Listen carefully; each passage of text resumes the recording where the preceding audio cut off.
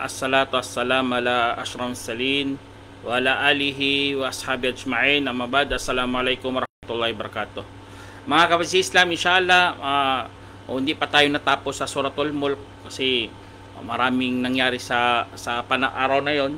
Inshallah tapusin natin, ha. Ito isa sa mga pinakamagandang kabanata ng Quran kung saan pinapaabot ng Allah Subhanahu wa Ta'ala ang kanyang kadakalaan, ang kanyang makapangyarihan, ang pagiging mabanayad si Allah Subhanahu wa Ta'ala. Kaya sabi ng Allah Subhanahu wa Ta'ala, mga kapatid, sabi niya, ala ya'lamu man khalaqa wa huwal latiful khabir. Sabi ng Allah, hindi ba ganyan nalalaman kung sino ang lumikha, ha? Habang siya ang mabanayad na nakakabatid. Ito po, mga kapatid Islam, sa mga nilikha ng Allah Subhanahu wa Ta'ala, ay alam po natin ang Allah Subhanahu wa Ta'ala, siya po ang tagapaglikha. Kaya alam ng Allah Subhanahu wa Ta'ala ang mga kanyang mga nilikha mula sa langit, mula sa kung anong nasa kalupaan. At ito isa sa mga patunay na ang Allah Subhanahu wa Ta'ala ay nagtatanong talaga, mga kapatid. Mayroon siyang salita. Ang kanyang salita, mayroong lumalabas na mga kataga na umaabot sa mga sangkatauhan. Tatanggapin man o hindi tatanggapin, basta naparating na ng Allah Subhanahu wa Ta'ala. At puno po ito ng karunungan, mga kapatid. Kasi nga ang Allah Subhanahu wa Ta'ala nagtatanong habang siya ang mabanayad na nakakabatid. Allahu Akbar. Latiful khabir. Ibig sabihin, napakaano ng Allah Subhanahu wa Ta'ala. Dito kasi sa mundo, sinabi ko na sa inyo, dito sa mundo, iba ang pinairal dito. Ang pinairal dito po ay habag ng Allah Subhanahu wa Ta'ala. Kaya ang Allah Subhanahu wa Ta'ala nagpaparating ng kanyang mga kung anong kanyang gusto. Kaya ang mga manampalataya, pasalamat talaga tayo, mga kapatid, na pinaabutan tayo ng mensahe ng Allah Subhanahu wa Ta'ala. Tapos ito pa, mga kapatid, ang isa sa mga ginawa niya rin. Sabi niya, "Walladhi ja'ala lakumul arda dhalulan famshu fi manakibiha wa kulu min rizqihi wa ilayhi nusyur." Sabi ng Allah Subhanahu wa Ta'ala, siya ang yaong gumawa para sa inyo ng kalupaan bilang mababang loob. Kaya lumakad kayo sa mga gilid nito at kumain mula sa mga biyaya at sa kanya rin ang pagbabalik. Kaya dyan sa sinabi ng Allah, mga kapatid, na nagpapatunay na siya talaga ang gumawa ng kalupaan. At anong nasa loob nito? Meron talagang kapangyarihan. Ganon ang Diyos na dapat sambahin, mga kapatid. Diyos kung saan nagsasabi, ako ang gumawa ng mga ganyan.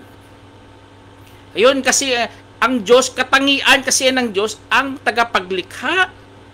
Marunong, nakakabatid. At isa dito ang sinabi ng kalupaan, mga kapatid. Sa pagbabalita na ito, naunawaan natin na ang lupa ay mababang loob. Hindi siya nagagalit. Kung nagagalit siguro katulad natin, siguro napikon ng lupa, pinanglalamon po tayo.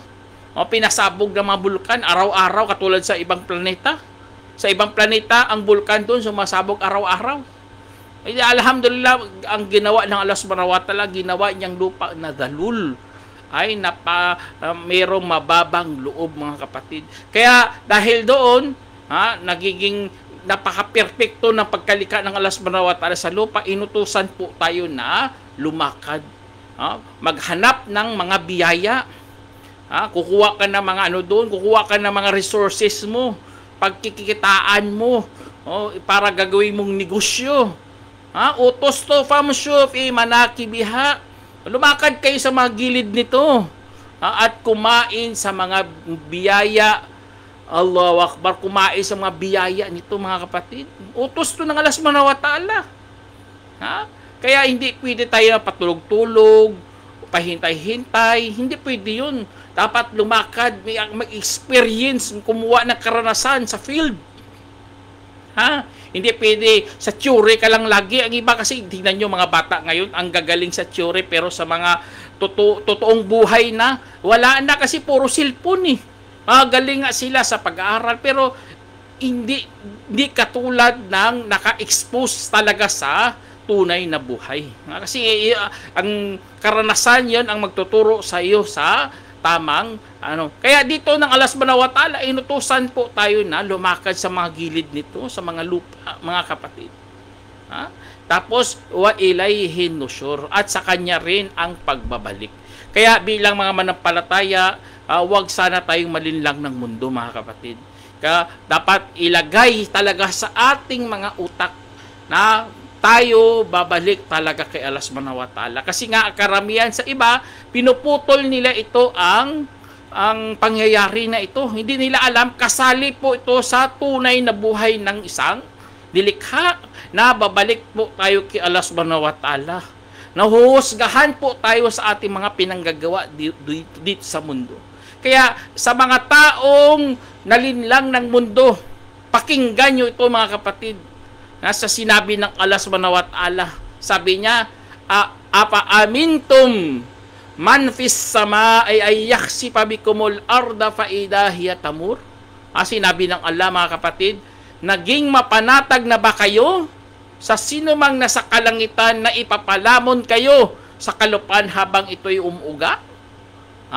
Kaya ito mga kapatid sa Islam, na wag tayo maging mapanatag. Dapat ang kaba, ang takot nasa puso na gumagalaw, na lumiliyab. Kasi nga kapag patay ng puso mo, wala ka ng pakiramdam, naging manhid ka na, magiging mapanatag ka dito sa mundo. Yan po ang nangyari sa karamihan, lalo sa nasa nasyon na ni Prophet Muhammad SAW. Naging mapanatag na sila sa mga linlang ng mundo. Wag mong gawin yan. Sabihin mo, love naman ako ng Diyos. Mahal na mahal ako ng Diyos. Ang iba nga, sumobray. Sabihin pa nila, anak kami ng Diyos. Subhanallah. Mahal na mahal kami ng Diyos. Subhanallah. Kaya, mag-ingat po mga kapatid. Wag kang mag-angkin na mga ganun kung hindi ka gumagawa ng makabutihan. Kaya mga naging mapanatag dito sa mundo, audzubillah, mga lang yan, mga mapagtakwil. Tayo, alhamdulillah, meron tayong pananampalataya kay Allah subhanahu wa ta'ala. Ang takot natin ay dinadamihan talaga natin mga kapatid. Kaya tapos nagtatanong pa ulit si Allah. Sabi niya, amintum man fis sama ay yursila alaykum hasiba fasata'lamuna kayfa nadhir. Sinabi ng Allah, kaya naging mapanatag na ba kayo sa sino man na sa kalangitan na ipapadala sa inyo ang mga unos na bato at sa kamalalaman kung gaano ang aking babala. Allahu musta'an. Ito nakakatakot mga kapatid. Dumating na sa atin mga babala. Nandito na. Nandito ng Quran. Dumating na si Prophet Muhammad SAW. Nakita natin sa ating mga mata ang mga tanda ng Allah subhanahu wa ta'ala. Meron nga nakita sa telescope na nawawasak ang isang planeta. Tingnan nyo, isang planeta nawawasak, na-captured ng kanilang mga telescope. Yun, mga babala na po yan mga kapatid. Pagsabog ng mga bulkan.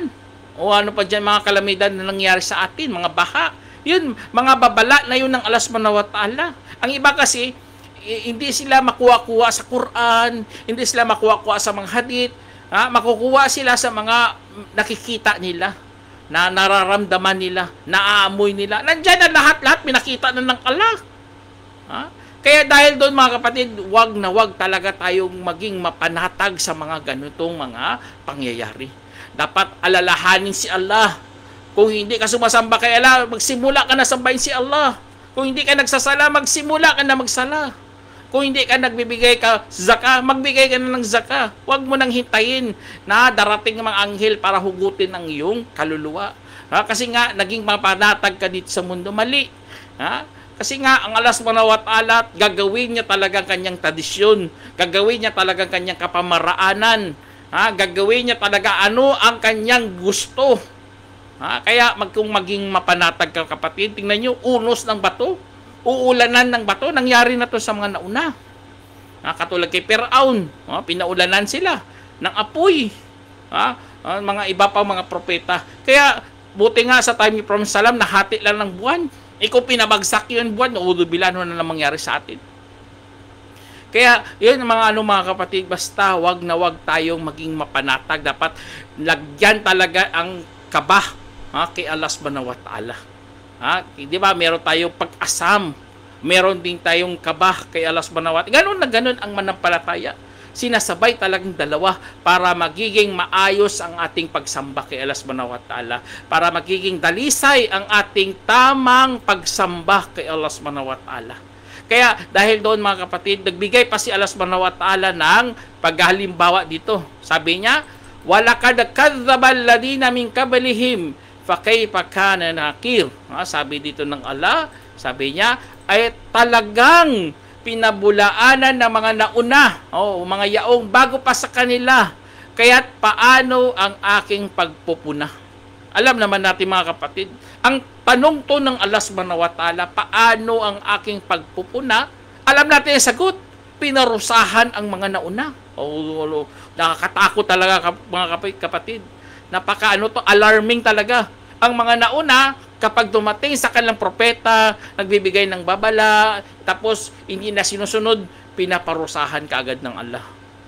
Katulad sa time ni Nuh alayhi salam, na dumating sa kanilang anaw, binaha sila. Auzubillah. Time ni Musa din, pinasalpok ang dalawang karagatan. Nalunod sila Firaun at kanyang mga tauhan. Kaya maraming mga propeta mga kapatid na dumating dito. Ang pagpupuna ng Allah subhanahu wa ta'ala, hindi nila sinunod, pinarusahan sila. Buti na lang sa time ni Prophet Muhammad sallam, nagdua talagang propeta na sana wag lipulin ang lahat ng mga nasyon ng Propeta Muhammad sallam. Yun ang dua na tinanggap ng Allah subhanahu wa ta'ala. Kaya pasalamat talaga tayo nagdua. Alam na alam kasi ng propeta na ang pagpapakaparaanan ng Allah subhanahu wa ta'ala sa pagpupuna, kung hindi susundin, parusahan niya kaagad. Kaya dito sa na ito mga kapatid, sa sinabi ng Allah, katalagang pinabulaan, ibig sabihin totoong nangyari talaga. May mga tao na nagbulaan sa utos ng Allah subhanahu wa ta'ala. Bagkos pinapatay pa nila nga ang propeta. Alam naman natin propeta tapos papatayin mo, auzubillah. At alam naman natin ang pinakamasamang tao, o pinakamasamang nilalang dito sa mundo, ang mga taong nakapatay ng propeta. Kaya wag natin silang gayahin mga kapatid. Na tayo, may takot talaga kay Allah subhanahu wa ta'ala. Tapos sabi niya dito na gano'n siya, isa sa mga halimbawa niya rin mga kapatid. Sabi niya, awalam yaraw ila tayri fawkahum safa wayakbidna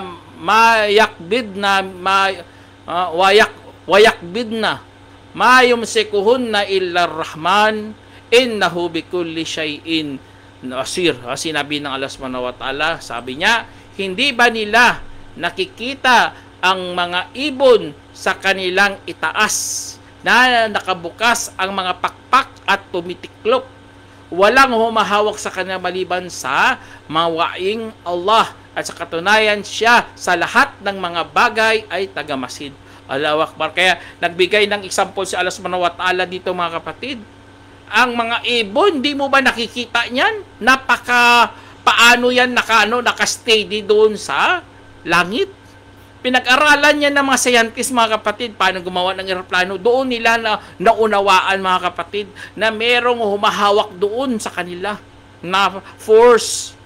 Kaya ang mga ibon nakaka-stay dito sa langit. Pinag-aralan nila, alam nila yan. Tingnan nyo paggawa ng mga eroplano. Kailangan talaga ng dakik o kung ano pa, pinaka-exact talaga na proportion. Ganun na pagkagawa ng Allah subhanahu wa ta'ala. May mga, kasi kalaban nila dyan, gravity, mga layer sa langit. Hindi pwede ka lumampas sa ganun kasi wala lampas ka, mamatay ka doon kasi walang hangin, sisikip ang iyong dibdib. Ang mga ibon, tingnan nyo, mga pakpak nila, mga balahibo nila, structure ng kanilang mga katawan. Allahu Akbar. Kaya napakaganda mga kapatid. Walang humahawak sa kanila maliban kay Allah subhanahu wa ta'ala. Meron kasing ano doon, may mga ano. Kaya tayo mga Muslim, pasalamat talaga tayo mga kapatid. Na lahat ng bagay binabalik natin kay Allah subhanahu wa ta'ala. Kaya kapag nakikita natin ang ibon sa ating mga itaas na nakabukas ang kanilang mga pakpak at tumitiklop, kasi minsan ang mga ibon ganun, akala natin bukas lagi mga pakpak nila niyan. Hindi, meron din nakatiklop yan minsan. Kasi napagod yan, pero nakalipad pa rin yan sila. Binubuksan nila, bustiklop, bukas na naman. Kasi ganun ang mga ibon mga kapatid. Bata pa lang ang ibon kaya ng ano pwede niyang iwanan ng ano. Kasi nga tina-training sila kaagad. Kaya ang Allah subhanahu wa ta'ala, taga-masid lang yan, tinitignan niya ang mga nilikha niya. Kaya ganun na ganun ang Allah subhanahu wa ta'ala. Tapos sabi ng Allah subhanahu wa ta'ala, kadugtong niya, amman hadhal ladhi wa jundul lakum yansurukum min dunir rahman inil kafiruna illa fi gurur. Sabi ng Allah, o sino kaya ang merong hukbong handang tutulong sa inyo bukod pa sa mawaing Allah? Wala sa mga mapagtakwil kundi pagkanin lang. Alhamdulillah, ito pa isa sa mga pasalamatan natin bilang Muslim mga kapatid, meron tayong Allah. Meron siyang hukbo. Lahat ng mga nilikha niya, hukbo ng Allah subhanahu wa ta'ala. Meron nga sa time ni Prophet sallallahu alaihi wasallam, padala ng anghel. 3,000 na mga anghel pinadala ng Allah. Sa time ni si Abraha, pinadalhan din ng Allah subhanahu wa ta'ala ng mga ibon. Subhana sa Suratul Fil. Tingnan nyo, grabe talagang Allah subhanahu wa ta'ala. Sa time ni Propeta Solomon, dami din siyang mga sundalo na hindi lang tao. May mga ahas o ano pa dyan, mga sundalo niya. May mga ibon, lahat mga hayop, kaya niyang utusan, hangin. Tingnan nyo. Kaya Allah subhanahu wa ta'ala mga kapatid, siya lang ang merong hukbong tutulong sa atin. Kaya kapag ikaw nawalan ka ng pag-asa, huwag mo isipin niya, isipin natin meron tayong Allah subhanahu wa ta'ala. Pinapaalalahanan po tayo dito mga kapatid. Kasi nga, ang iba nagiging ano na siya. Tapos sabi niya, amman hadal ladhi yarsukukum in amsaka rizqa balladju fi utuwi wa nufur. Sabi dito, o sino kaya nagbibiyaya sa inyo kung pinigilan niya ang kanyang biyaya, bagkus nagpatuloy pa rin sila sa kayabangan at pagkamuhi. Kaya ang tao mga kapatid, halos binigay na ng Allah subhanahu wa ta'ala lahat-lahat. Binigyan na siya ng malusog na pangangatawan, binigyan pa siya ng makakain niya araw-araw, pero hindi man lang siya nagpasalamat kay Allah. Auzubillah. Yun ang mga katangian ng mga mapagtakwil, mga kafir. Hindi sila, kung pipigilan niya ng Allah, kawawa talaga. Tingnan nyo, ang ibang lugar, binaha lang nga ng Allah subhanahu wa ta'ala, halos naubos lahat ng kanilang mga ari-arian doon. Halos nasira ang kanilang mga taniman. Ganun na ganun. Kung pipigilan ng alang mga biyahe natin, wala ka talagang magagawa. Nangyari nga pag-uwi ko, pag-bakasyon ko nga sobrang El Nino. Kahit mga damo, hindi tumutubo, naging brown. Ganun na ganun mga kapatid. Hawak lahat ng Allah subhanahu wa ta'ala lahat. Kaya wag tayo talaga magmalaki. Hindi natin gayahin mga mapagtakwil na nagpatuloy pa rin sa pagyayabang, sa pagkabuhi. Ayaw talaga makinig. Tingnan nyo, sobrang yabang talaga. Bilib na bilib sa kanilang sarili. Hindi sila naniniwala sa mga dumating sa kanilang na talata, dumating sa kanilang na paalala, pagpupuna. Hindi sila. Tapos ito pa, hindi lang pagyayabang, bagkus dinagdagan din nila ang pagkamuhi nila. Ayaw na ayaw talaga. Nasusuklam sila sa Islam. Auzubillah. Tignan nyo, basta dalawang katangian sumabay sa tao nito, nakakatakot talaga. Ang pagiging mayabang at isa sa pagkamuhi sa katotohanan. Kaya dahil dito mga kapatid, ito mga pagbabalita ng Allah subhanahu wa ta'ala na dapat hindi natin gayahin. Hindi natin gayahin mga kafir na yan. Tapos ito pa mga kapatid, sabi ng Allah, apamay yamshi mukibban ala wajihi ahda amay yamshi sawiyan ala siratin mustaqim. Sinabi ng Allah, at ang sino mang lumalakad ba na nakadapa sa kanyang mukha ay mas napatnubayan ba? O ang sino mang lumalakad na maayos sa matuwid na landas? Siyempre, ang sagot, ya Allah, hindi magkapareha yan. Paano ka lalakad nakadapa tapos isubsob mong mukha mo sa lupa? Kahit expert ka pa sa ganong pamamaraan sa paglakad, pero ang tingin ng mga tao, napakabubo mo naman. Bakit ka lumalakad kahit may paa ka? Ginagamit mo kamay, tapos isubsob mo pang mukha mo sa sahig, subhanallah. Kaya ang sagot dito mga kapatid, lalong napapatnubayan ang tao kapag ginamit niya ang tamang parte ng kanyang katawan. Allahu Akbar. Kaya ang isa sa mga parte ng katawan natin mga kapatid, yung paa. Kaya ang sa puso naman natin, kung tama ang ginamit mong pamamaraan dyan, pinasukan mo ng pananampalataya, inugnay mo si Allah subhanahu wa ta'ala, Allahu Akbar, na sa maayos ka po na matuwid na daan. At ikaw ay lumalakad ng nasa patnubay ng Allah subhanahu wa ta'ala, Allahu Akbar. Kaya kung ikaw mga kapatid, mahina ang iyong pananampalataya pero nagsasala ka, huwag ka mag-alala, nasa tamang patnubay ka po. Kaysa undi kayo magsala. Hindi yan sila lumalakad sa tamang landas. Nakadapa yan. Kaya tayo mga Muslim, yun ang isipin natin mga kapatid. Ang sino mang lumalakad na nakadapa sa kanyang mukha, ay mas napatnubayan ba? O ang sino mang lumalakad sa maayos sa matuwid na landas? Kaya Allahu Akbar. Itong pag-ano ng Allah subhanahu wa ta'ala, abot natin, naunawaan natin. Na ito ang dapat nating gayahin. Dapat kung lalakad tayo sa paa, gamitin natin to para lumakad sa matuwid na landas. Hindi lalakad ka pupuntang bar, pupunta ka nang iinom ka ng whiskey, o gagawa ka ng mga makasalanan. Huwag mong gamitin dyan. Kasi nga, hindi po yan ginawa para dyan. Ginawa yan para lakarin mo ang matuwid na landas. Kaya nagtanong dito si Allah subhanahu wa ta'ala, sabi niya, Kul huwalladhi ansha'akum wa ja'ala lakum as-sam'a wal absara wal af'idah kalilan ma tashkurun. Sinabi ng Allah subhanahu wa ta'ala mga kapatid, sabihin mo, sino siya ang yaong bumuo sa inyo at gumawa pa para sa inyo ng mga pandinig at mga paningin at mga puso, bagkus napakakunti sa inyo ang nagpapasalamat. Tingnan nyo mga kapatid, siya ang bumuo sa atin. Tapos pagkabuo ng Allah subhanahu wa ta'ala, naging human being ka na, mayroon pa siyang nilagay niya pa ang pandinig, ang iyong paningin at puso. At itong tatlo na ito mga kapatid, yan po ang daanan ng gabay.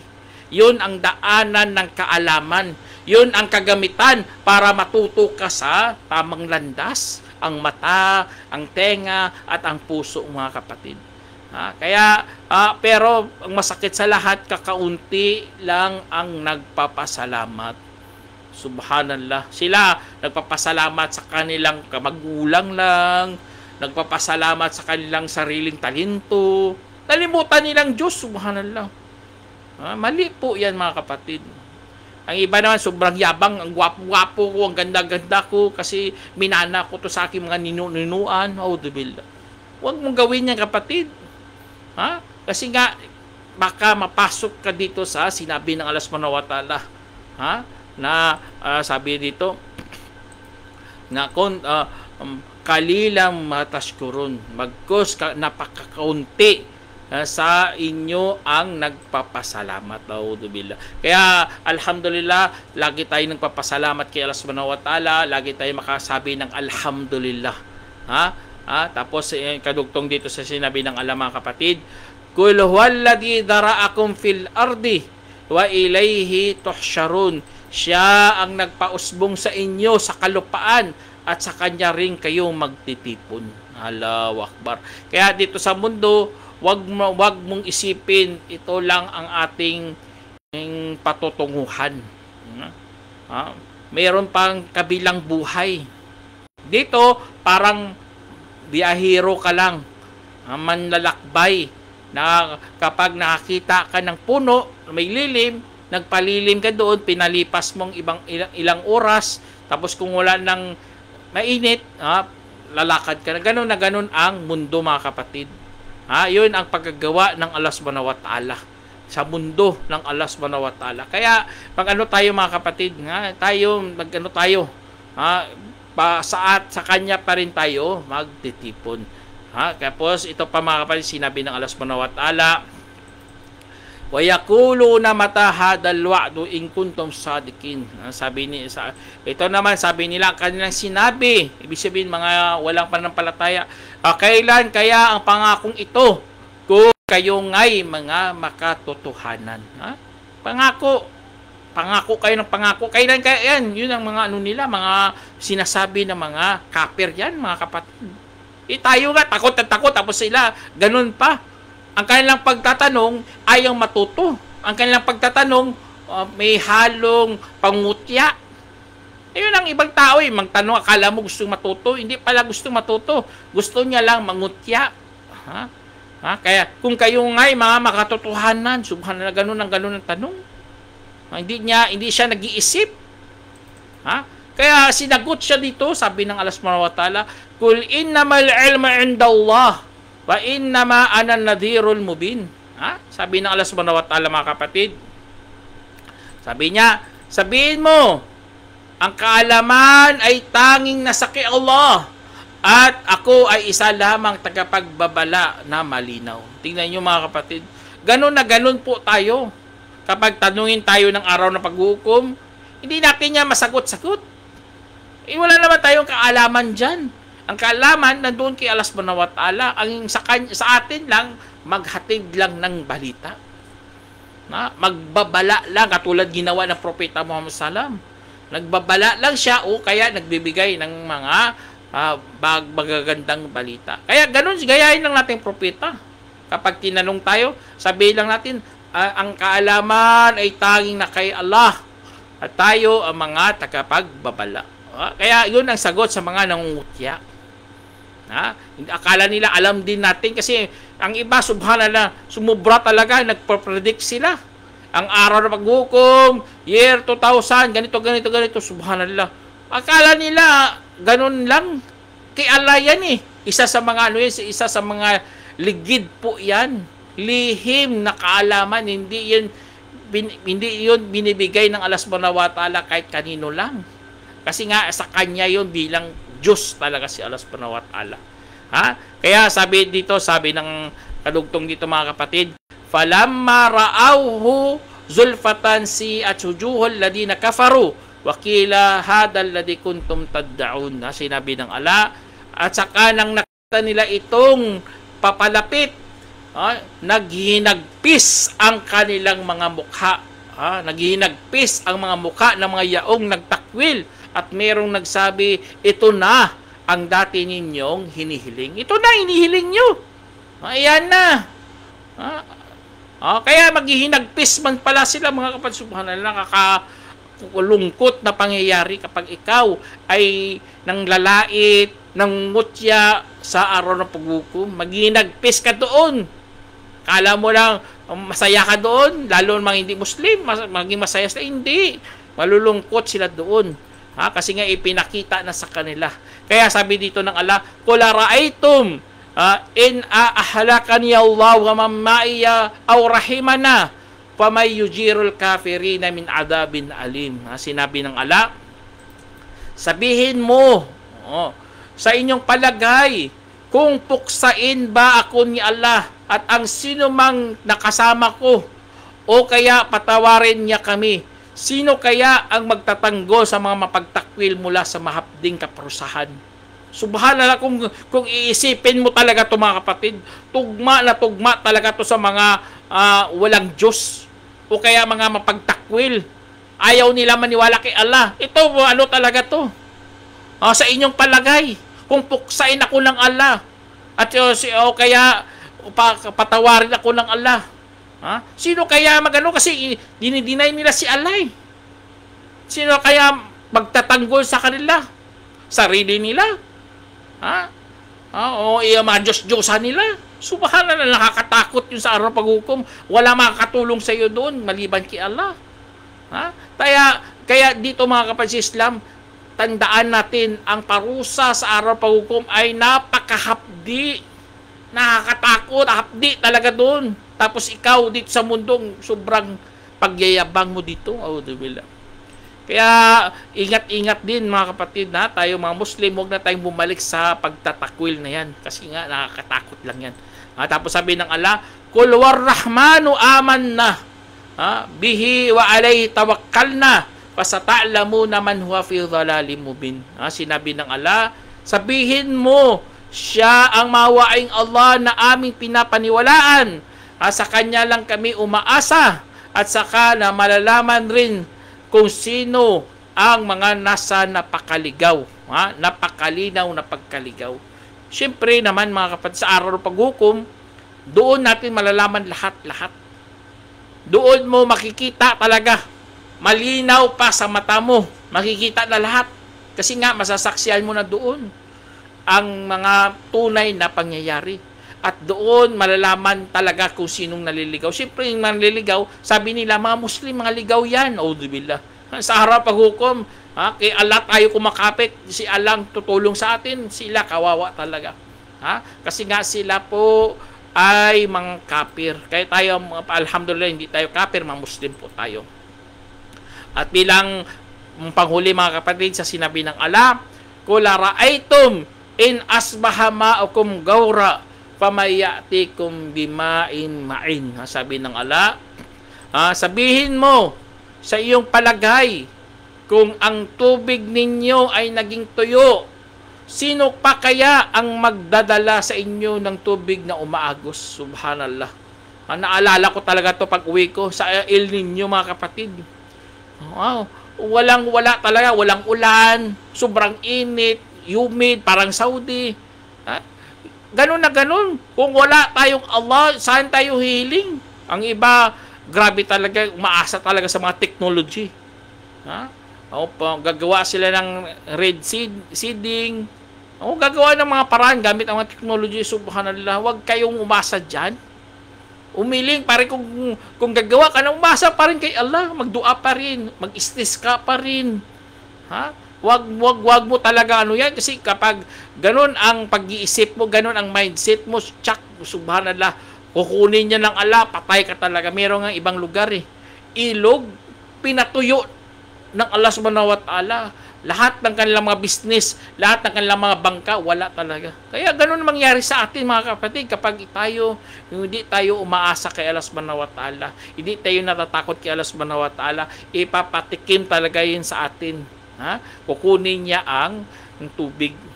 Inshallah, sana meron kayong napulutang aral mga kapatid. Hanggang dito na lang. Assalamualaikum warahmatullahi wabarakatuh.